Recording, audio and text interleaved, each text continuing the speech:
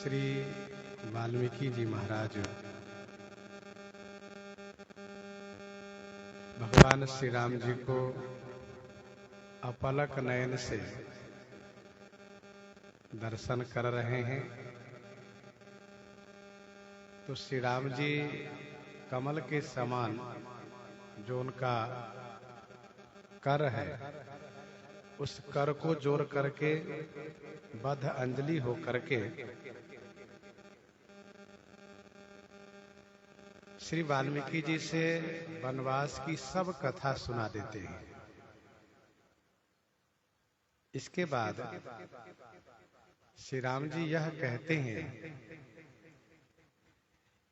कि आज जो हम आपके चरण कमल का दर्शन कर रहे हैं, इससे हम अपना व लक्ष्मण जी, सीता जी सभी के सुकृत सुफल समझते हैं।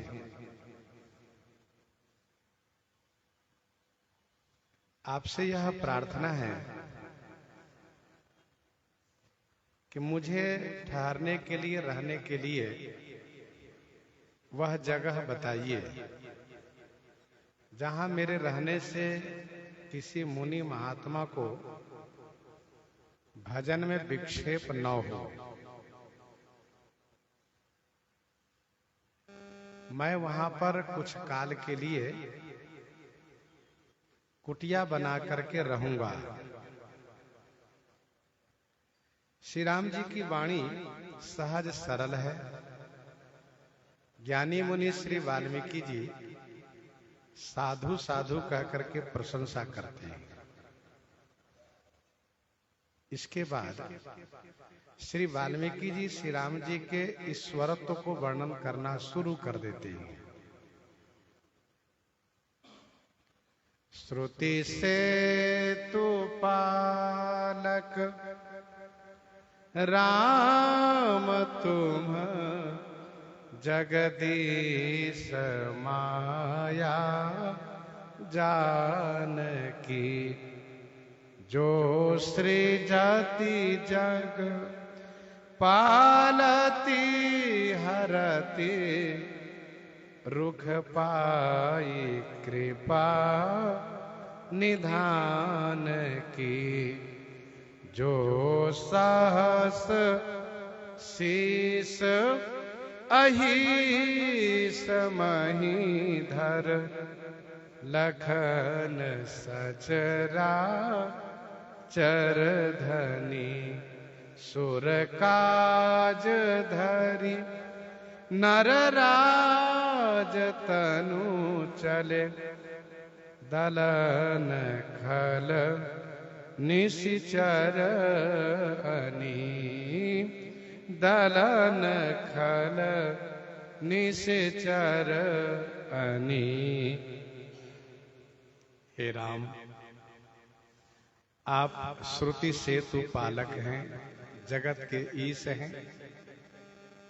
श्री जानकी जी आपकी आदि शक्ति माया हैं, जो आपके रुख को पा करके जगत को सृजन, पालन एवं संहार करती हैं। जो हजार सिर वाले शेष जी हैं, जिन्होंने अपने सिर पर पृथ्वी को धारण कर रखा है। सचराचर माने चराचर के जो धनी माने स्वामी हैं। आप तीनों सुरकाज धरी नरराज तनु, देवताओं के कार्य के लिए नरराज तनु धारण किए हैं। नरराज तनु माने राजा का शरीर धारण किए हैं। और खाल निशिचर अनि को दलन माने संहार करने के लिए आप निकल पड़े हैं। श्री सीता जी श्री राम जी की आह्लादनी शक्ति हैं और कृपा करुणामयी है। यह श्री राम जी की माया है। माया माने कृपा है। साचे हो उनके मोहन माया। श्री लक्ष्मण जी पृथ्वी को धारण करने वाले जो शेष जी हैं उनके तथा सचर अचर चेतन जड़ के स्वामी हैं।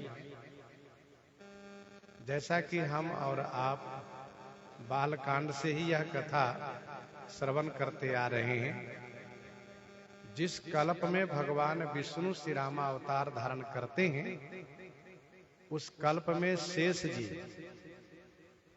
श्री लक्ष्मण जी के रूप में आते हैं।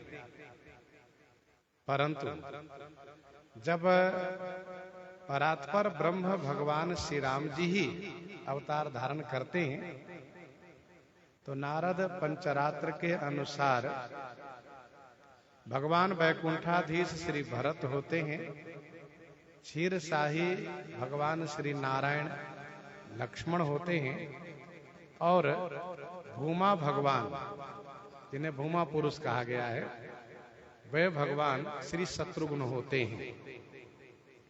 तो श्री लक्ष्मण जी को गोस्वामी जी सहस शेष भी कहते हैं और सचराचर धनी भी कहते हैं। शेष सहस्र शीश और फिर क्या कहते हैं, जग कारण, जग कारण भी कहते हैं। तो आप तीनों देवताओं के कार्य के लिए राजा का शरीर धारण किए हैं। खाल निश्चर समूह को दलन करने के लिए चले हैं।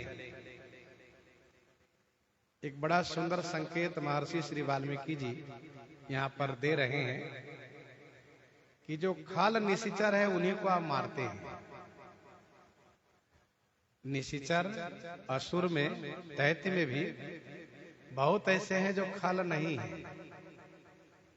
तो जो खाल नहीं है उसको आप नहीं मारते हैं, जो खाल है उसको मारते हैं। खाल माने जो दुष्ट है, जिनका जीवन का उद्देश्य ही है केवल खाओ और लड़ो। खा माने खाते रहें, ला माने लड़ते रहें। और ऐसे जो खल लोग हैं राक्षस में, उन समूहों को आप मारने के लिए चले हैं।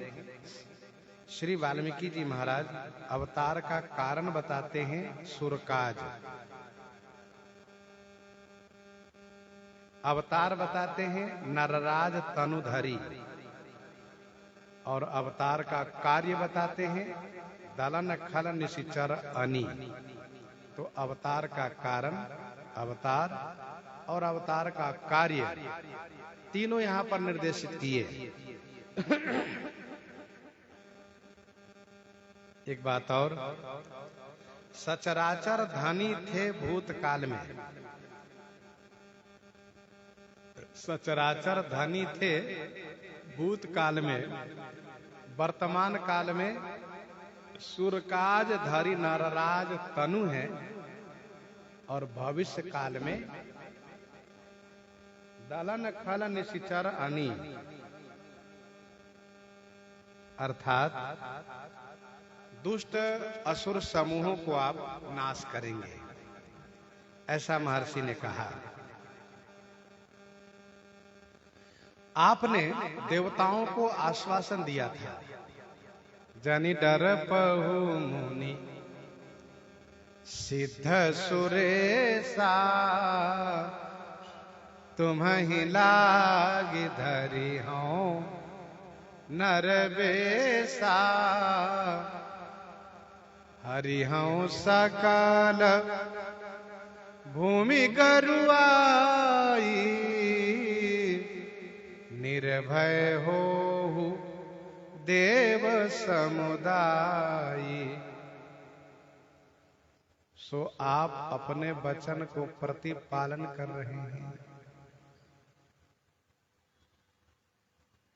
आप वचन के धनी हैं, जो आप कहते हैं उसे पूरा करते हैं। तो सुरकाज धरि नरराज तनु चले दलन खल निशिचर अनी।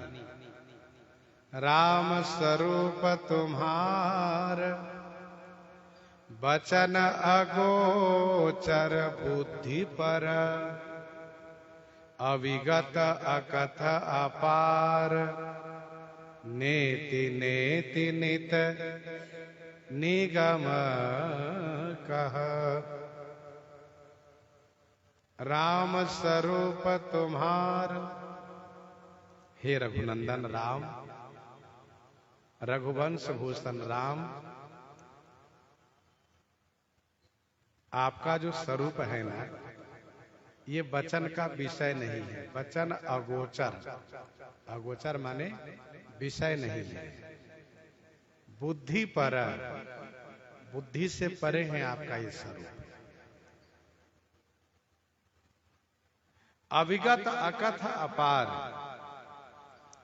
अविगत है, अकथ अकथनीय है, अपार है।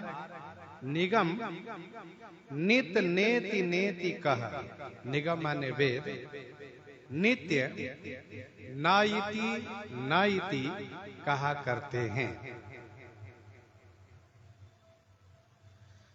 राम स्वरूप तुम्हार बचन अगोचर बुद्धि पर अविगत अकथ अपार नेति नेति नित निगम कह।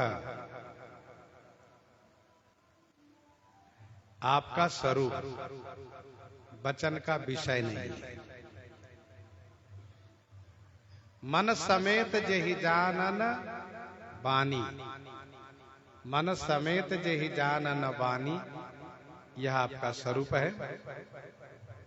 उपनिषद का मंत्र है, यतो वाचो निवर्तन्ते अप्राप्य मनसा सह।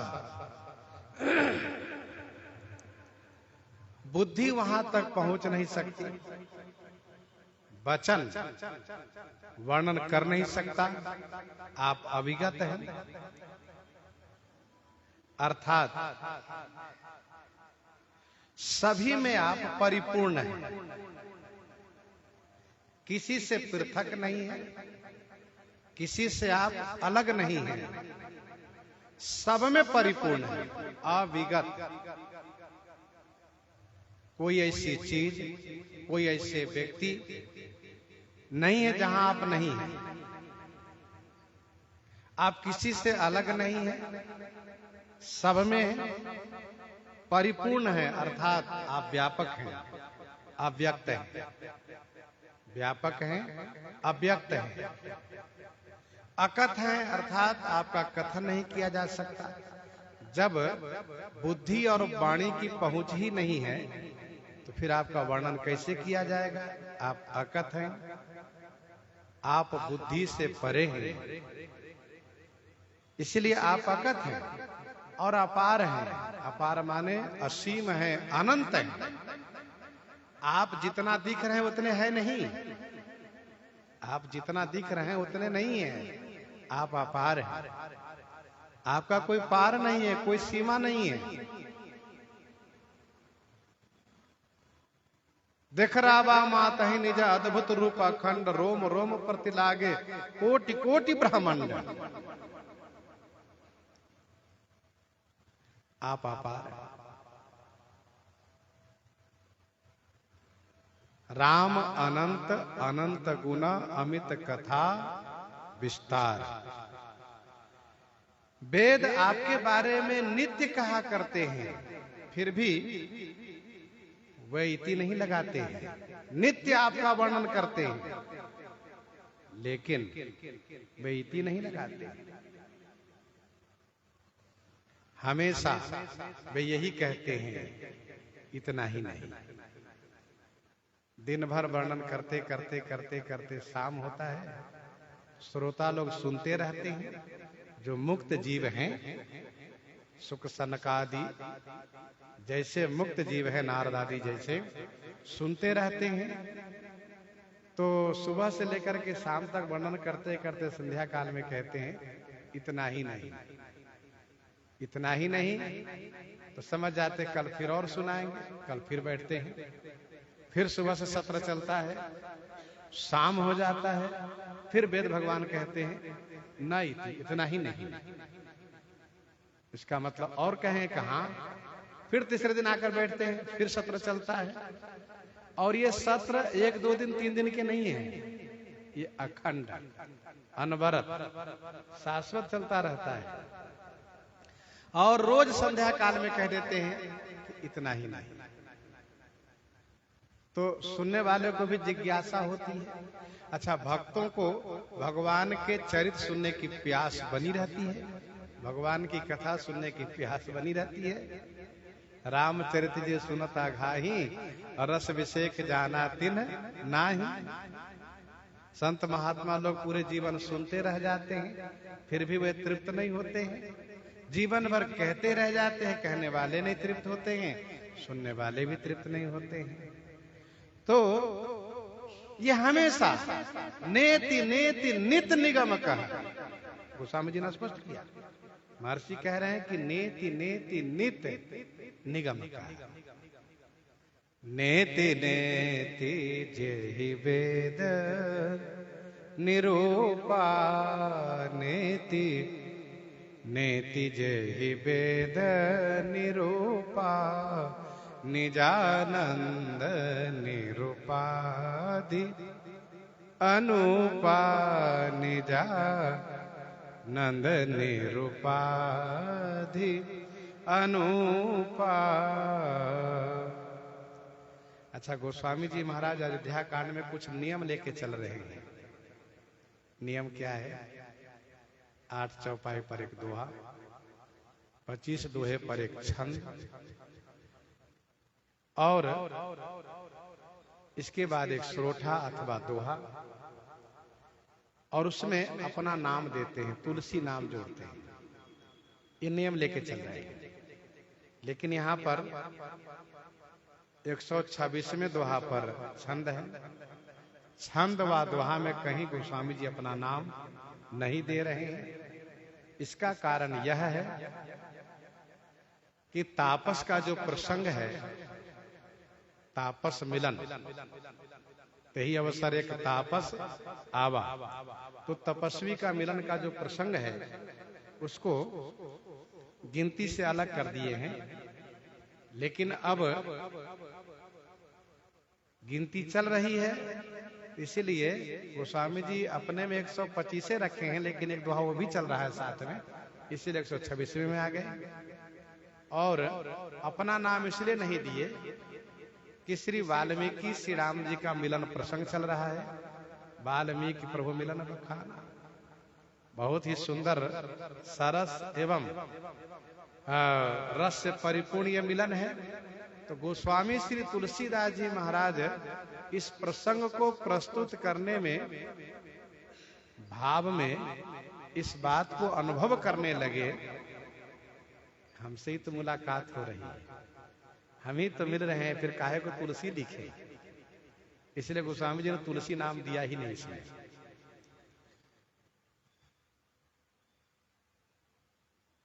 भक्तमाल 119 से 29-26 में स्वामी श्री नाभा गोस्वामी जी कहते हैं, कलि कुटिल जीव निस्तारहित, वाल्मीकि तुलसी भय। कलि कुटिल जीव निस्तारहित, वाल्मीकि तुलसी भय। कौन वाल्मीकि? कोई और वाल्मीकि तो नहीं है? कहा नहीं नहीं भाई, नाभा गोस्वामी जी कहते हैं ये वही वाल्मीकि हैं जिन्होंने उल्टा नाम जपत जग जाना, वाल्मीकि भय ब्रह्म समाना। गोस्वामी जी ने लिखा, श्री नाभा गोस्वामी जी कहते हैं, त्रेता काव्य निबंध करी सतकोटि रामायण, एक अक्षर उद्धरई ब्रह्म हत्यादि पारायण। अब भक्तनि सुख दैन बहुर लीला विस्तारी, रामचरण रस मत रहत अहनिशि व्रतधारी। संसार अपार के पार को सुगम रूप नौकालये कलि कुटिल जीव निस्तारित वाल्मीकि तुलसी भय। त्रेता युग में तो रामायण कथा गाए और कलयुग में कलि कुटिल जीव को उद्धार करने के लिए श्री रामचरितमानस कथा गायन की, श्री रामचरितमानस कथा गायन की। तो यहां पर वाल्मीकि जी अपना नाम नहीं दिए, इसीलिए श्री राम जी और वाल्मीकि जी का मिलन चल रहा है। आगे सुनिए। जग पेखन तुम देख निहारे विधि हरि शंभु नचाव निहारे। जग पेखन तुम देख निहारे। जगत जो है पेखन है। पेखन माने तमाशा है। यद्यपि पेखना देखने को कहा जाता है, लेकिन आगे क्रिया है देख निहारे, तो पेखन माने तमाशा। जगत क्या है?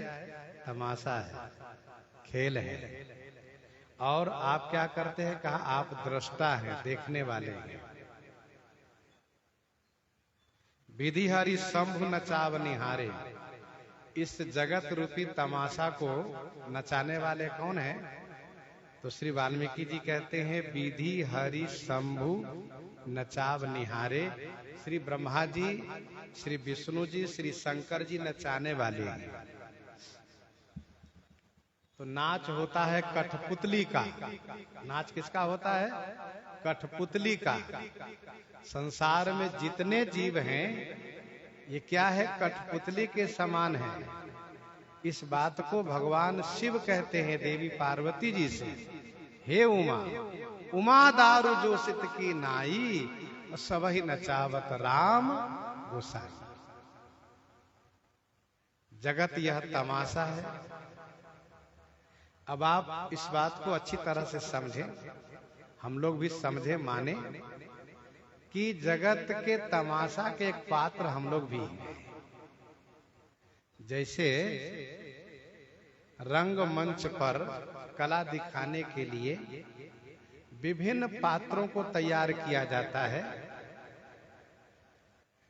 और उनके द्वारा कला प्रस्तुत किया जाता है, एक नाटक प्रस्तुत किया जाता है। तो जिसको जो पाठ दिया जाता है, जिसको जो अभिनय दिया जाता है, वही उस अभिनय को दिखाता है। समुद्र इसी बात को लेकर के श्री राम जी से कहते हैं कि प्रभु, इस संसार में आपकी आज्ञा सर्वोपरि है। प्रभु आए सुज ही कहाँ जसी अहई, सोते ही भांति रहे सुख लहई। आपकी आज्ञा जिसके लिए जो है, उस आज्ञा में रहने पर ही वो सुखी होता है। उसके विपरीत जाने पर वह सुखी नहीं हो सकता। उसके प्रतिकूल जाने पर वह सुखी नहीं हो सकता। तो जग पेखन तुम देख निहारे, विधि हरि शंभु नचाव निहारे। संसार तमाशा है, आप देखने वाले हैं।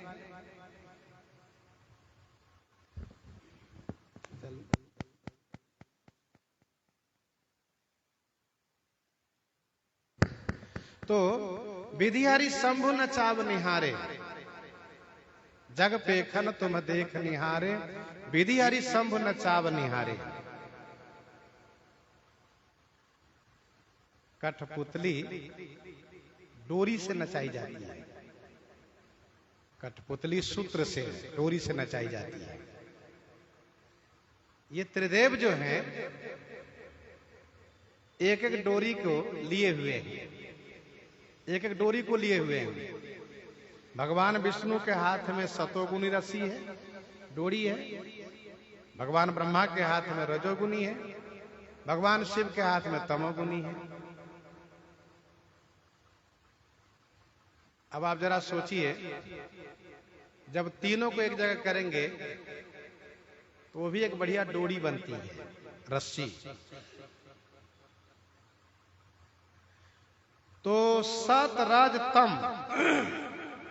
इन तीनों के द्वारा ये त्रिदेव जगत में, जगत रूपी मैदान में, जगत रूपी रंगमंच पर ये जीव रूपी कठपुतली को नचा रहे हैं,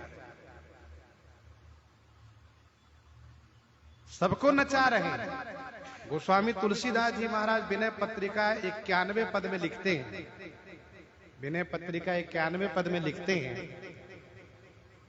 नाचत ही निशि दिवस मर्यो, प्रभु नाचते नाचते मैं मर गया।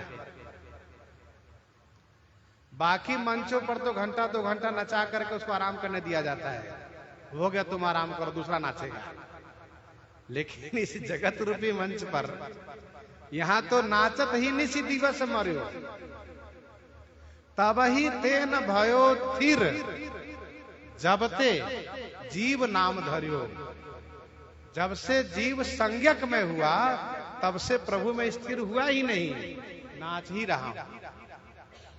यही हकीकत है। हम लोग ऐसा सोचते हैं कि चलो बैठे हैं, वो बंद है, कोई काम नहीं है, सो रहे हैं, अब कोई काम नहीं, सो गए हैं। लेकिन बैठने में, सोने में भी मन कभी न बैठता है और न मन कभी सोता है। सो रहे हैं, मन सपने की दुनिया में घूम रहा है। 4 घंटा, 6 घंटा, 8 घंटा सो के उठ रहे हैं, फिर भी जम्हाई ले रहे हैं, आलस कर रहे हैं। क्यों? अभी लग रहा है और आलस लग रहा है, थकान लग रही है, क्योंकि मन तो सोया ही नहीं। बैठे हैं फिर भी मन बैठा नहीं है। एक संत जी बड़ी अच्छी बात कह रहे थे, क्या? भगवान की कथा को छोड़ करके, भगवान की कथा को छोड़ करके बाकी कोई साधन ऐसा नहीं है जिसमें मन केंद्रित होता हो, मन स्थिर होता हो। भगवान की कथा गायन श्रवण में, कथन श्रवण में वक्ता श्रोता दोनों का मन केंद्रित होता है। अब जैसे कि मैं आपको सुना रहा हूं, और जब मेरा मन भटकता है तो समझ लीजिए वक्ता भी बिगड़ता है, प्रसंग से भटकाव होता है। और इसको कोई भी गायक वह वक्ता अनुभव करता है। जो बढ़िया गायक है वो भी इस बात को अनुभव करता है। यदि उसका मन भटकेगा तो उसका गायन बिगड़ जाएगा, उसका स्वर भटकेगा जरूर। वैसे ही श्रोता का यदि मन भटका, मन गया, तो फिर प्रसंग उनके लिए विस्मृत होगा, प्रसंग पल्ले नहीं पड़ेगा। कौन सा क्या प्रसंग आया सामने, ये समझ में नहीं आएगा। अब जैसे आवाज हो रही है, यदि ध्यान वहां चला गया तो हम क्या बोल गए आपको पल्ले पड़ा ही नहीं। यदि ध्यान केंद्रित है कि नहीं नहीं क्या बोल रहे हैं हमको सुनना है, तो ये मन आपके अधीन है। मन की बात चली तो मैं एक बात और बता दूं, स्वामी श्री लोकाचार्य जी महाराज कहा करते थे कि मन को ही अपने अधीन करने का प्रयास करो, मन को चेला बना लो, सच्चे गुरु बन जाओगे। लेकिन मन को चेला बनाना इतना आसान है नहीं। जितना कहना आसान लगता है, सुनना आसान लगता है, उतना क्रिया में उसे परिवर्तित करना आसान नहीं है साहब। तो गोस्वामी जी ने कहा कि नाचत ही निशि दिवस मर्यो। महर्षि वाल्मीकि जी कहते हैं, जग पे खन तुम देख निहारे, विधि हरि शंभु नचाव निहारे। त्रिदेव नचाने वाले हैं, नचा रहे हैं सबको। लेकिन आप तो उनसे भी परे हैं, त्रिदेव से ही परे हैं। तेऊ न जानई मरम तुम्हारा, तेऊ न जानई मरम तुम्हारा, और तुम्हीं को जान निहारा। और तुम ही को जान निहारा, त्यों न जान ही मरम तुम्हारा। त्यों माने वे भी आपका मरम नहीं जानता, तो और तुम ही को जान निहारा, और तुम्हें को जान निहारा। फिर उन त्रिदेव के अलावा कौन है जो आपको जानने वाला है? जिन तीनों को तमाशा दिखाने के लिए नियुक्त किए हैं आप, जिन तीनों को तमाशा दिखाने के लिए नियुक्त किए हैं, वे भी आपके बारे में ठीक ठीक नहीं जान पाते हैं। ध्यान दीजिएगा, श्रीमद् रामचरितमानस जी में गोस्वामी जी श्री राम जी के परत्व को भली भांति दर्शाना चाहते हैं। गोस्वामी जी कह रहे हैं, मैं नहीं कह रहा हूं, महर्षि वाल्मीकि जी कह रहे हैं। क्या कह रहे हैं? कि श्री राम जी जिन त्रिदेव को जगत को नचाने के लिए नियुक्त किए हैं, वे त्रिदेव भी श्री राम जी को ठीक ठीक नहीं जान पाते हैं, क्योंकि श्री राम जी गुणातीत हैं, गुण से परे हैं, और ये त्रिदेव एक एक गुण के अधिष्ठात्री देवता हैं। तो भला कैसे जान पाएंगे? विधि हरि शंभु नचाव निहारे, तेऊ न जान ही मरम तुम्हारा, और तुम ही को जान निहारा। त्रिदेव नहीं जानते।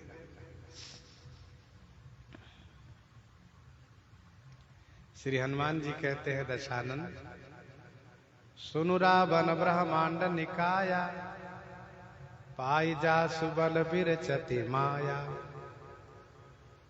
जाके बल बिरंची हर ईसा, जाके बल बिरंची हर ईसा, पालत सृजत हरत दस सीसा, पालत सृजत हरत दस सीसा। ये त्रिदेव उनके बल पाकर के सृष्टि का पालन, सृष्टि का सृजन और सृष्टि का संहार करते हैं।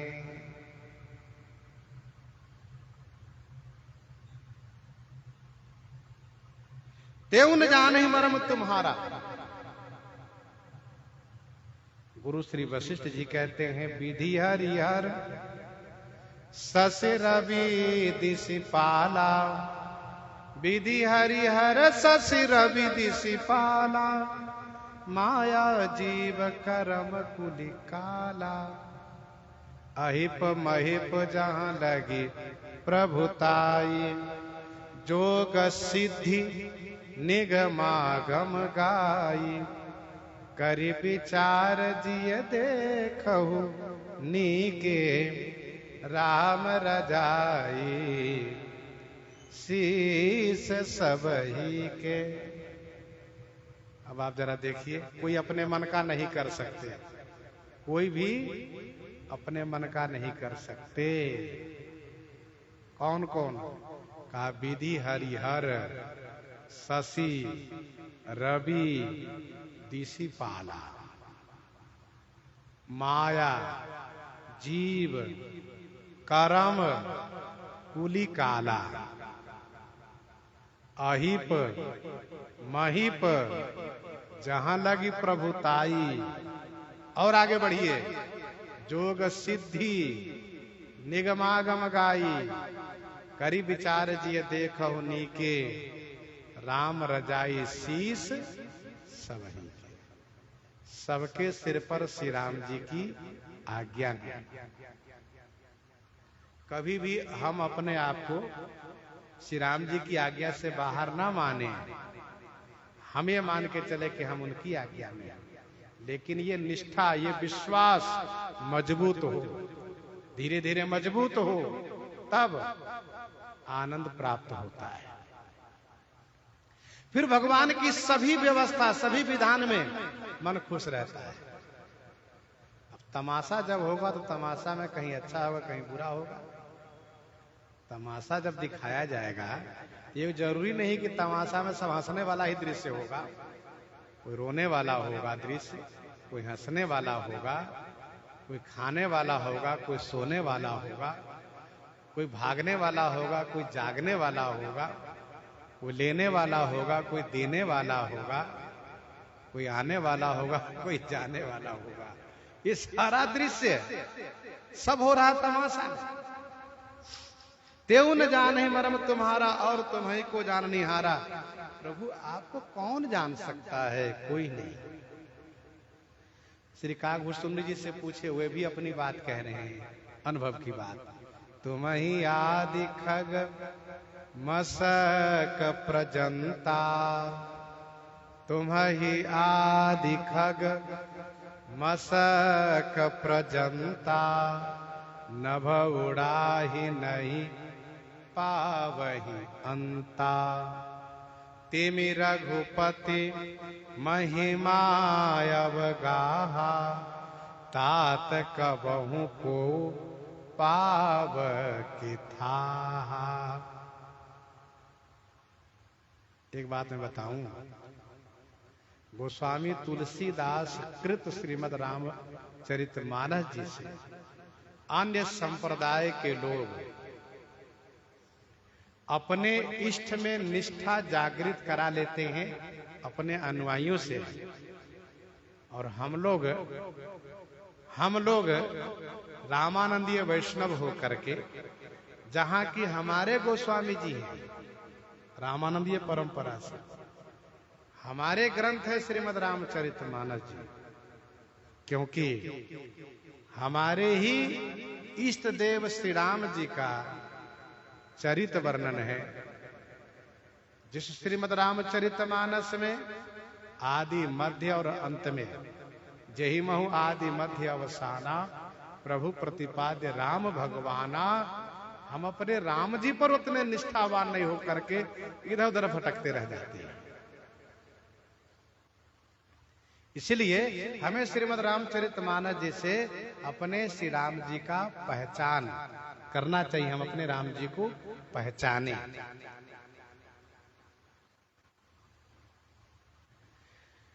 कथावाचक लोग विशुद्ध श्री राम जी के जो उपासक होते हैं, वे श्री राम जी के ही परत्व पर केंद्रित रहते हैं, और बाकी कुछ ऐसे भी कथावाचक होते हैं, गंगा किनारे गंगादास, जमुना किनारे जमुनादास, वे तो सभी बातें कह ली जाती हैं। अच्छा, कथावाचक के लिए भी ये आवश्यक है कि जो जिसके उपासक है उनके लिए वह बात कहें तो उनको अच्छा लगे, लेकिन जो विशुद्ध श्री राम उपासक होंगे वो तो श्री राम जी के बारे में ही कहेंगे। अब इन बातों को मैं इसलिए यहाँ पर कहा हूँ क्योंकि महर्षि वाल्मीकि जी कहते हैं, तेऊ न जानहि मरम तुम्हारा और तुम्हें को जान निहारा। ब्रह्मा जी महाराज कहते हैं, शारद श्रुति से सा ऋषय शेखा, जा कह को नहीं जाना, जही दीन पियारे वेद पुकारे, द्रवौ सुश्री भगवाना। तो पूरे ब्रह्मांड में जितनी शक्तियां हैं सब श्री राम जी की आज्ञा में है और श्री राम जी के निर्देशन को पालन करती हैं। श्री राम जी को यथार्थ रूप में कोई शक्तियां नहीं जान पाती हैं। इस बात को महर्षि वाल्मीकि जी यहाँ पर कह रहे हैं कि जग पेखन तुम देख निहारे, विधि अरि शंभु नचाव निहारे, तेऊ न जाने मरम तुम्हारा और तुम्हें को जान निहारा। त्रिदेव के नीचे ही सारी शक्तियां हैं, सबसे ऊपर त्रिदेव की शक्ति है, त्रिदेव शक्ति है। जब वही त्रिदेव नहीं जान पाते हैं और शक्तियां क्या जान पाएंगी?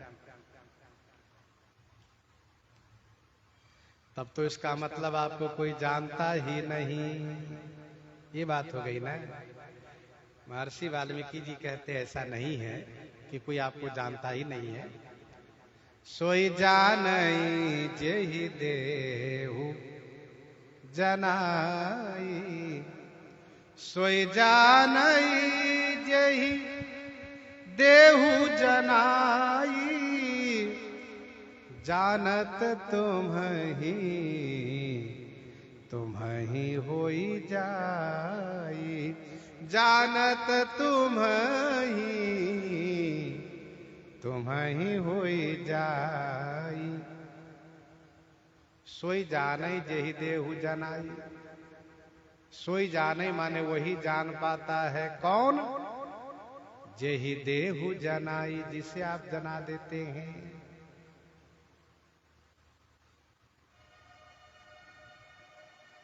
जानत तुम्हि होई जाई।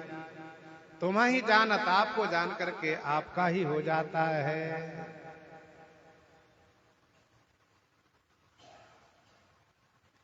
केवट को थोड़ा सा जना दिए तो वह कहता है, कही तुम्हार क्या मरम मैं जाना। मैं आपके मरम को जानता हूं।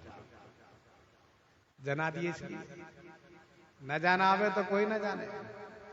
सोई जानई जेहि देहु जनाई।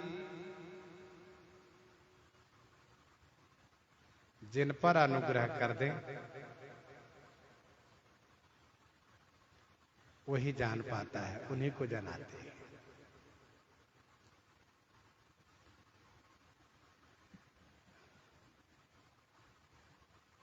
हम साधन के बल पर उनको नहीं जान सकते, लेकिन उनकी कृपा से उनको हम जान सकते हैं। तो उनकी कृपा पाने के लिए हमें क्या करना चाहिए? तो कहा सबसे बढ़िया तरीका है कि नाम स्मरण, नाम संकीर्तन, नाम का जाप करें और रोवें उनके लिए, उनके लिए रोवें। श्री कबीरदास जी महाराज कहते हैं, कबीरा हंसना छोड़ दो, कबीरा हंसना छोड़ दे, रोने से कर प्रीति। उनके लिए रो, हंसना बंद करो। अच्छा, कुछ ऐसे भी होते हैं कि ऊपर से हंसते हैं, अंदर से दर्द छुपाते हैं। प्रेमी भक्त कुछ ऐसे भी होते हैं कि अपना प्रेम को गुप्त रखने के लिए ऊपर से हंसते हैं, अंदर दर्द छुपाए रहते हैं। हाँ, तो प्रस्तुत प्रसंग का विषय यह है कि उनको जानने के लिए, उनकी कृपा पाने के लिए हम रोवें। कैसे? जैसे एक छोटा सा बालक है, बालक है जो मां के पास पहुंचने योग्य भी नहीं है, वह चल भी नहीं सकता। मां उनको जहां रख देती है वहीं वह लेटा है, पड़ा है। लेकिन उनको मां की कृपा चाहिए, वह क्या करता है? उसके पास एक ही बल है कि रोना। जब वो रोना शुरू करता है तो मैया क्या करती है? मैया कुछ कार्य में व्यस्त होती है, तो धीरे से झुनझुना लाकर पकड़ा देती है। लो लाला, झुनझुना से खेलो। तो कुछ बालक ऐसे हैं कि झुनझुना लिया, उसको घुमाया, थोड़ा बजा, उसको मुख में रख लिया, खुश हो गया। मैया अपना काम कर रही है। दूसरे बालक, वो कुछ बालक ऐसे भी होता है कि मैया ने झुनझुना दिया तो उसको पकड़ता ही नहीं। यदि जबरदस्ती मैया पकड़ाई तो उसको फेंक देता है। बस केवल उसका काम है रोना, रोता है। तो मैया के पास चाहे जितनी व्यस्तता हो, जितना कार्य हो, सबको किनारे करके, सब छोड़ करके फिर उस बालक को, उस शिशु को गोदी में लेकर के और पान कराती है और इसके बाद ही कोई काम करती है। वैसे ही हम आप जीव को भगवान जब देखते हैं कि मेरे लिए यह रो रहा है, तड़प रहा है, तो क्या करते हैं? कुछ झुनझुना पकड़ा देते हैं, कुछ खिलौना देते हैं। ये जो मायामय संसार का खिलौना है वो दे देते हैं। यदि उसमें हम भूल गए तो भगवान निश्चिंत हो जाते, कोई बात नहीं, खेलने दो उसको। और जब हम उस खिलौने से संतुष्ट नहीं होते हैं तो फिर भगवान सारा कार्य छोड़ करके मेरी ओर ध्यान देते हैं। ठाकुर जी कहते हैं देवर्षि नारद जी को कि बालक सुत सम दास अमानी है और करऊं सदा तिनके रखवारी, जीव बालक राखई महतारी। मैं रखता हूं गह शिशु बच्चा नल धाई, तहां राखई जननी अरगाई। इस प्रकार से ठाकुर जी कृपा करके जनाते हैं। सोई जानई जहि देहु जनाई, जानत तुम्हि तुम्हि होई जाई। जिन्होंने आपको जाना वह आपका हो गया, संसार का नहीं रहा। प्रहलाद जी ने जाना आपका हो गया, गोस्वामी जी ने जाना आपका हो गया, ध्रुव जी ने जाना आपका हो गया, मीरा जी ने जाना आपका हो गया, कबीरदास जी ने जाना आपका हो गया, करमती जी ने जाना आपका हो गया। जिन जिन भक्तों ने आपको जाना वह आपका हो गया।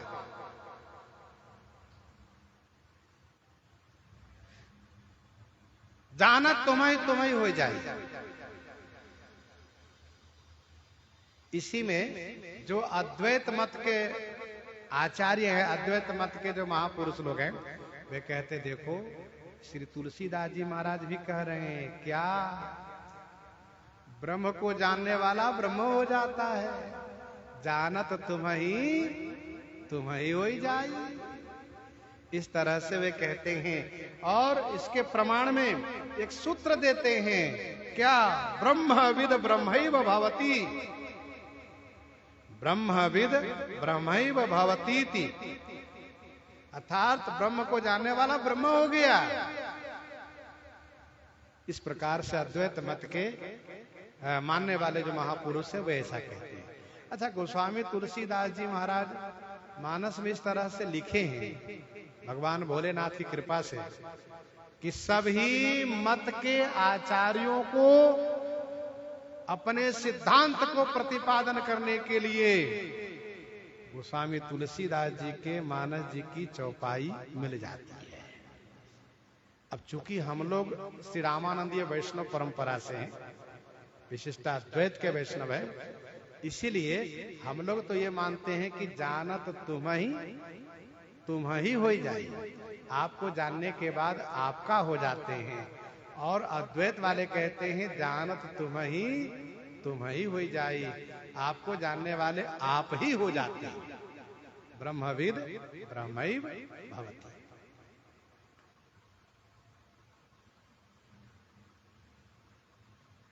आपको जानने वाला आपका हो जाता है। इसको कैसे? तो भगवान को जानने वाला भगवान के गुण को प्राप्त करके भगवान के योग्य हो जाता है। अर्थात जो भगवान को जान लेता है वह भगवान के गुणमय हो जाता है, इसीलिए वह भगवान का हो जाता है। आगे की चौपाई इसी बात की पुष्टि करती है। जैसे चंदन का वृक्ष है, मलयागिरी पर चंदन का वृक्ष है, उस चंदन के वृक्ष से खुशबू जाकर के, सुगंध जाकर के अन्य वृक्ष में भर जाती है, अन्य वृक्ष में जाकर के सुगंध भर जाती है, तो वह वृक्ष भी चंदन हो जाता है, वह वृक्ष भी चंदन हो जाता है। लेकिन उस वृक्ष का सावयव ऐसा वैसा ही रहता है जैसा कि पूर्व से है, लेकिन वह चंदन के गुण से युक्त हो जाता है। चंदनवत खुशबूदार, चंदनवत शीतल हो जाता है। इसीलिए उस वृक्ष की लकड़ी को ला करके लोग चंदन के रूप में प्रयोग करते हैं।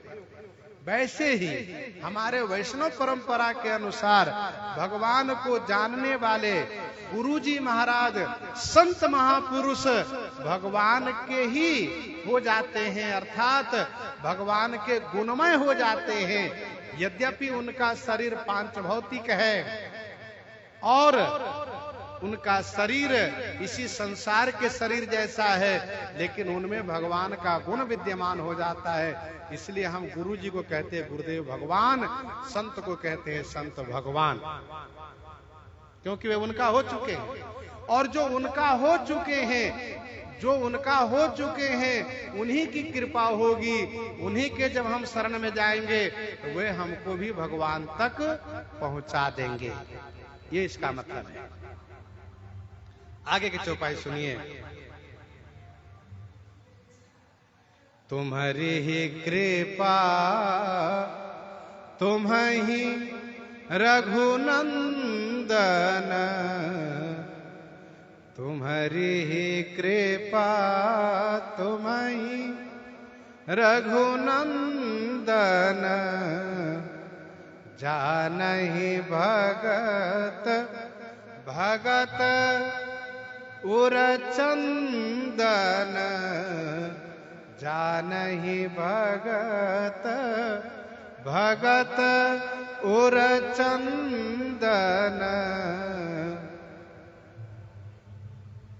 हे रघुनंदन भगत उरचंदन, तुम्हारी कृपा तुम्हि भगत जानहि। क्या बढ़िया बात महर्षि वाल्मीकि जी ने कही। हे रघुनंदन, रघुकुल को आनंदित करने वाले, हे भगत उर चंदन, भक्तों के हृदय में चंदनवत विराजित होने वाले, तुम्हारी कृपा माने आपकी कृपा से भक्त आपको जानता है, आपकी कृपा से आपको जानता है। देखो भैया, हम संसार को जानने के लिए जितने उतावले रहते हैं ना, भगवान के जानने के लिए उतने उतावले नहीं हो पाते हैं। क्यों?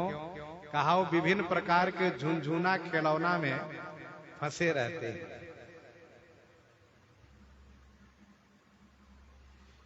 तो तुम्हारी कृपा तुम्हि रघुनंदन, जानहि भगत भगत उर चंदन।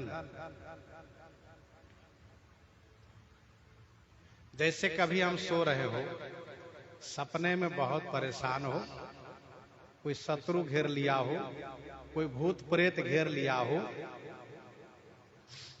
कुछ ऐसे संकट में पड़े हो कि अब हमें मरणांत क्लेश होने वाला है, हम बड़े व्याकुल हैं, बड़े परेशान हैं।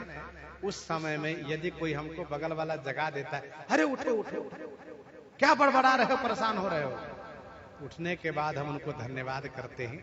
अरे भैया बहुत बहुत तुमको धन्यवाद, तुमने जगा दिया, नहीं तो मेरी तो बड़ी दुर्गति हो रही थी। बिल्कुल हमें अग्नि में डालने ही वाले थे, बिल्कुल हमको मारने ही वाले थे। बड़े खुश हो जाते हैं। वैसे ही संसार में भगवान की कृपा हमको जगाती रहती है, लेकिन हम समझ नहीं पाते। गोस्वामी जी महाराज ने लिखा विनय पत्रिका 74 पद में, जानकी से कृपा जगावती सुजान जीव, जानकी से कृपा जगावती सुजान जीव। वो कृपा क्या कह रही है? जागू त्यागू मूढ़ता अनुरागू श्री हरे। जागो जागो, अरे मूढ़क जाग जा और श्री हरि में अनुराग कर ले, यही मौका है, बाद में मौका नहीं मिलेगा। फिर बाद में हाथ मलोगे, सिर पिटोगे, अभी मौका है, इसलिए जाग जाओ और श्री हरि से प्रेम कर लो, हरि में लाड़ लड़ा लो। तो तुम्हारी कृपा तुम्हि रघुनंदन, जानहि भगत भगत उर चंदन।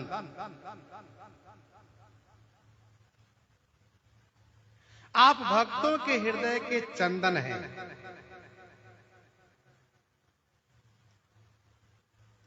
चंदनवत है। आपकी कृपा से ही आपको भक्त जान पाता है।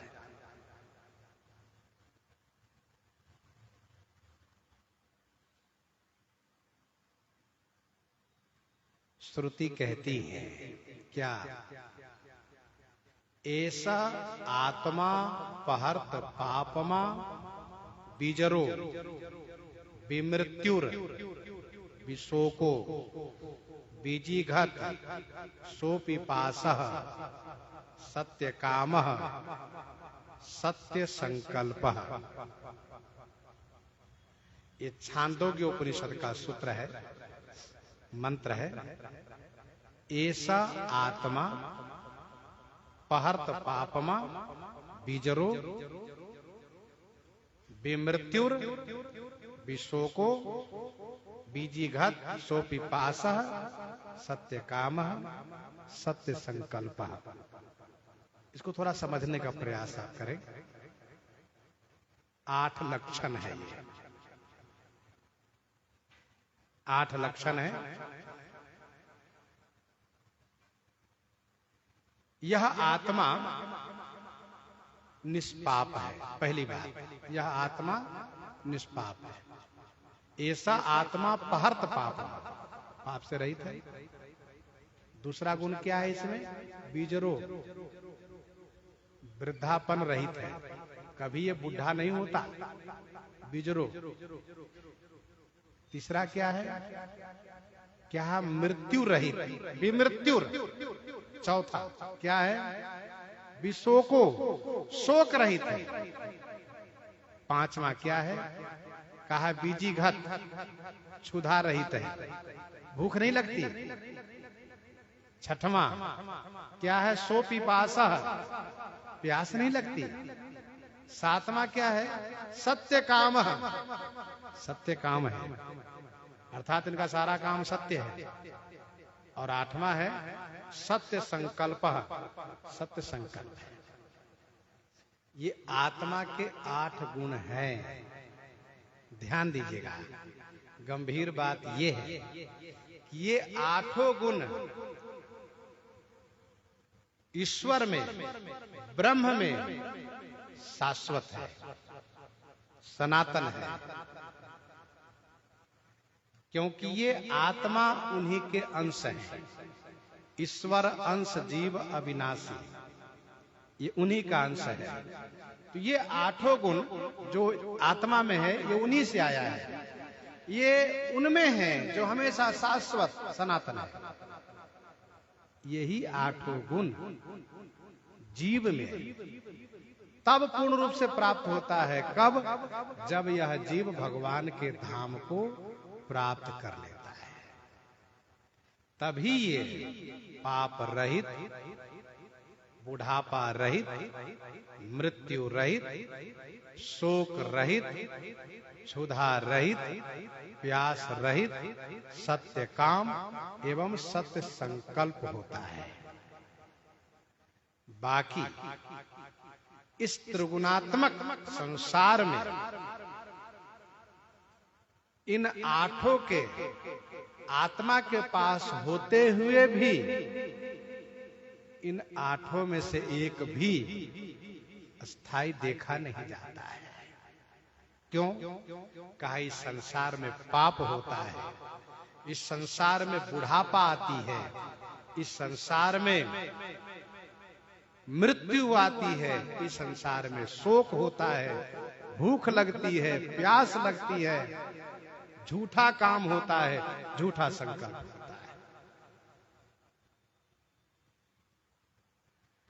तो जिस दिन भगवान की कृपा से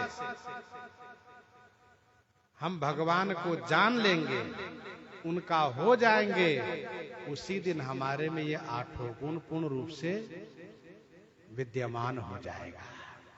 इसीलिए संत महापुरुष कठिन परिश्रम करके जो भगवान को भज लेते हैं, भगवान को जान लेते हैं, भगवान के हो जाते हैं, वे इस पांच भौतिक शरीर को रहते हुए भी इस शरीर से परे हो जाते हैं।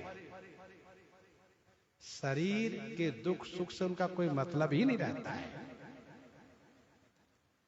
करह वाले पूज्य महाराज जी थे, एक और महात्मा के बारे में मुझे जानकारी है, वह अब है नहीं। तो ये सब महात्मा ऐसे थे कि क्या ठंडी, क्या गर्मी, क्या बरसात, खुले में पड़े हैं, ध्यान मग्न है, उनको होश ही नहीं है कि ठंडी है कि गर्मी है कि बरसात है। अब कोई उनके सेवक पवा दे रहे हैं तो पा लिए, उनको यह भी होश नहीं कि पाना है कि पीना है, जगना है कि सोना है, कुछ नहीं, वो भगवान में तल्लीन है। तो वो दशा जब प्राप्त हो जाएगी तब जाकर के ये 8 गुण हम में प्राप्त हो जाएंगे। इसको क्या कहते हैं? अपने आप में खो जाना, अपने आप में डूब जाना, बाहरी कोई प्रपंच, बाहरी कोई बात स्मरण में ही न रहे। आइए आगे बढ़िए। महर्षि वाल्मीकि जी कहते हैं, चिदानंद माया देह तुम्हारी, चिदानंद माया देह तुम्हारी, विगत विकार जान अधिकारी, विगत विकार जान अधिकारी। चिदानंदमय देह तुम्हारी, विगत विकार जान अधिकारी। प्रभु आपकी देह चिदानंदमय है। एक और अक्षर जोड़, एक और शब्द जोड़ लीजिए, क्या? सत। तो आपकी देह सत चिद आनंदमय है। आपकी देह सतचिद आनंदमय है, इसलिए आपका आविर्भाव हुआ है, आप प्रकट हुए हैं। भय प्रगट कृपाला दीन दयाला कौशल्याहित कारी, प्रकट हुए हैं। और कार्य पूरा करने के बाद आपका तिरोभाव होगा, आप अंतर ध्यान हो जाएंगे। जैसे दिया को माचिस की तिल्ली से जलाया, जाला हो गया, फूंक दिया, प्रकाश गायब हो गया, रोशनी चली गई। अब वो कहां से रोशनी आई थी, कहां से प्रकाश आया था, ये पता नहीं, लेकिन माचिस की तिल्ली से दिया जला, फूंक दिया बुझ गया। हाँ, तो आप वैसे ही प्रकट होते हैं, अंतर ध्यान हो जाते हैं। चिदानंदमय, सत चिद आनंदमय आपकी देह है, और विकार रहित है, निर्विकार है। जान अधिकारी, जो अधिकारी है वही जान पाते हैं, अथवा तो जो निर्विकार अधिकारी है वही आपको जान पाते हैं।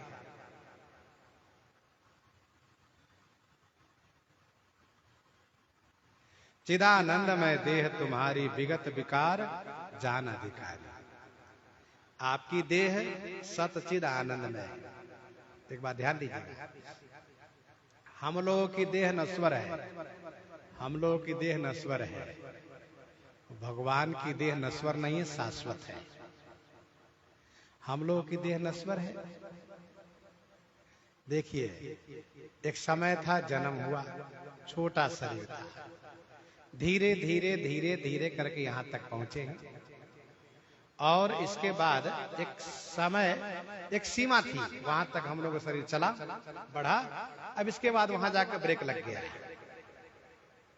और बढ़ना होना बंद हो गया, सब वहीं पर रुक गया। अब इसके बाद वहां से क्षीण होना शुरू हुआ। जैसे सूर्य पूरब से मध्य आकाश तक आए, फिर ढलना शुरू कर जाते हैं, वैसे ही शरीर हम लोगों का नश्वर है। एक समय सीमा थी, वहां तक शरीर बढ़ा, सबका विकास हुआ, पूरे शरीर अंग का। इसके बाद अब उत्तरार्ध की ओर चला, ढलने लगा। ढलते ढलते ढलते ढलते स्थिति ये आ जाती है, एक समय वो आ जाता है कि न कान से सुनाई देता है, न आंख से दिखाई देता है, न मुंह में दांत होते हैं। फिर भी हम सब एक डॉक्टर से मिलकर के सब प्रबंधन कर लेते हैं। नहीं, आंख कान के चश्मे लगा दो, कम से कम कान में मशीनें लगा दो, दांत में मुंह में दांतें लगा दो, सब कुछ कर लिए। लेकिन अब क्या करोगे, छड़ी लेके चलने लगे, उससे भी नहीं माना तो व्हील चेयर ले लो। तो इस तरह से सब व्यवस्था किए करते करते आखिर में समाप्त हो गया ना नस। ये शरीर हम लोग का नाश हो जाता है। लेकिन भगवान का शरीर ऐसा नहीं है। हम लोगों का शरीर और आत्मा में अलग अलग है, भिन्नता है।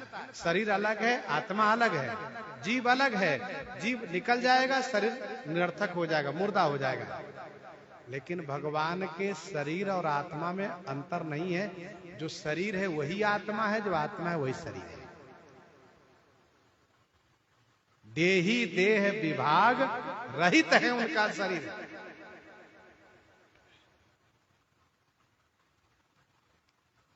इसीलिए भगवान श्री राम जी के सभी अंग प्रत्यंग बोलते हैं, उनके सभी अंग प्रत्यंग बोलते हैं। और अंग प्रत्यंग ही नहीं, उनके आभूषण, उनके वस्त्र, उनके सभी उपयोगी वस्तुएं बोलती हैं। क्यों? क्योंकि उनके शरीर से जुड़ करके वो भी चिदानंदमय हो जाते हैं। भगवान श्री राम जी श्री भरतलाल जी को चरण पादुका देते हैं और श्री भरतलाल जी चरण पादुका की नित्य पूजा करते हैं और उनसे आज्ञा मांगते हैं तो वे आज्ञा प्रदान करते हैं।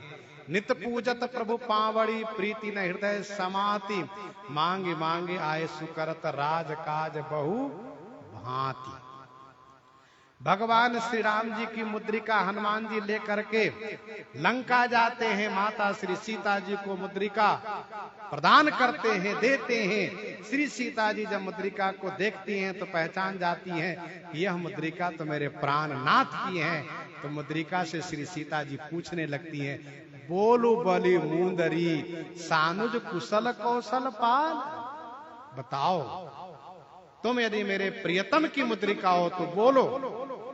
और वह मुद्रिका बोलती है। श्री किशोरी जी पूछती हैं कि तुम आई कैसे यहाँ पर? तो मुद्रिका कह देती है कि मुझे लाने वाले हनुमान जी हैं जो इस पेड़ पर बैठे हैं। किशोरी जी प्रसन्न हो जाती है, नहीं तो उनका मन बड़ा सशंकित हो उठा था, क्या बात है, ये मुद्रिका यहाँ कैसे आई? बताओ, कहीं श्री राम जी इनको त्याग तो नहीं कर दिए, अथवा श्री राम जी को अमंगल तो नहीं हुआ? ये मुद्रिका आई कैसे? इसलिए किशोरी जी ने मुद्रिका से बात की है। तो चरण पादुका से श्री भरतलाल जी बात करते हैं, मुद्रिका से किशोरी जी बातें करती हैं। और हनुमान नाटक में हनुमान जी महाराज यहां तक कहते हैं, क्या भगवान श्री राम जी की भुजा भुजा में बात होती है, भुजा भुजा से बात करती है। कहिए कैसे? भगवान श्री राम जी युद्ध के समय में धनुष पर बाण का संधान किया और कान तक खींचते हैं धनुष के डोरी को, तो दाहिना हाथ पहुंच जाता है कान के पास, बायां हाथ आगे होता है तो बायां हाथ दाहिने हाथ को डांटता है। आकृष्टे युद्धे कारमुके, जब उसमें बायां हाथ दाहिने हाथ को डांटते हुए कहता है, अरे कायर डरपोक, जब दान देना होता है तो आगे बढ़ते हो, मुझसे कहते तुम अपवित्र हो, बाई हाथ पीछे रहो। जब कुछ लेना होता है तब तुम आगे बढ़ते हो, आज जब प्राण लेने देने की बात है, युद्ध हो रहा है, तुम पीछे भाग गए। दाहिने हाथ ने कहा, मेरे मित्र ऐसा तो मत सोचो, मैं पीछे भाग के नहीं आया हूं, मैं कायर नहीं हूं, डरपोक नहीं हूं। फिर मैं इस भयंकर युद्ध में, भयंकर शोरगुल में मैं कान से पूछने आया हूं कि आप बताइए कि एक ही बार में काट दें सबके सिर को कि धीरे धीरे? 10 सिर को एक बार में काट दें कि एक एक करके? तो मानो भुजा भुजा को डांट रही है तो भुजा कान से बात कर रही है। यह है चिदानंद में देह तुम्हारी का मतलब। सच्चिदानंद में श्री राम जी की शरीर, श्री राम जी की देह है। इसीलिए तो गोस्वामी जी ने कहा, बिनु पद चलई सुनई बिनु काना, बिनु पद चलई सुनई बिनु काना, कर बिनु करम करई विधि नाना। असि सब भांति अलौकिक करनी, महिमा जासु जाई नहीं बरनी। तो सतचिद आनंद में देह का मतलब ये होता है। हमारे आपके जो 5 साढ़े 5 फुट के शरीर है, हाथ पांव नाक कान आंख सब सुरक्षित है, सब कुछ ठीक ठाक है, लेकिन जीव इसमें से निकल गया, चाहे जितना प्रयास करो, हिलाओ डोलाओ बोलो, न वो सुनेगा न बोलेगा, कुछ नहीं होगा। क्यों? वो निकल गया, हंस उड़ गया, अब कोई बात नहीं होगी। लेकिन भगवान के पूरे अंग प्रत्यंग ही हंस है, कहीं से बात कर सकते। तो चिदानंद में देह तुम्हारी विगत विकार जान अधिकारी। निर्विकार आपका शरीर है, आपके शरीर में कोई विकार नहीं है। हमारे आपके शरीर में तो सब विकार ही विकार भरा है। 6 विकार शरीर का है, 6 विकार मन का है। शरीर का विकार है जन्म होना, वृद्धि होना, छिन्न होना, जरा होना, मरण होना। जन्म वृद्धि विवरण, जन्म वृद्धि विवरण, छिन्न जरा मरण, ये शरीर का विकार है। और मन का विकार है काम, क्रोध, लोभ, मोह, मद और मत्सर, ये मन का विकार है। लेकिन भगवान श्री राम जी में कोई विकार नहीं है, निर्विकार। अथवा तो जो विकार रहित है, अधिकारी भक्त है, वही जान पाता है। नर तनु धरे हो संत सुर काजा, नर तनु धरे हो संत सुर काजा, कहु करहु जस प्राकृत राजा, कहु करहु जस प्राकृत राजा।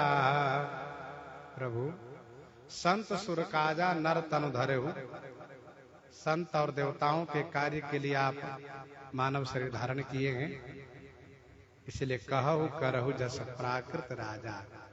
जैसे प्राकृत राजा कहते हैं और करते हैं, वैसे ही आप कहते हैं और करते हैं। महर्षि कहते हैं आपका चरित्र बड़ा विचित्र है, जिसे देख सुन करके मूर्ख लोग तो मोहित हो जाते हैं और जो विवेकी हैं वह बड़े आनंदित होते हैं। तो इस प्रकार से महर्षि वाल्मीकि जी कह रहे हैं। प्रसंग को हम आप यहीं पर हृदयांगम करते हुए आइए श्रवण करते हैं श्री भक्तमाल जी से।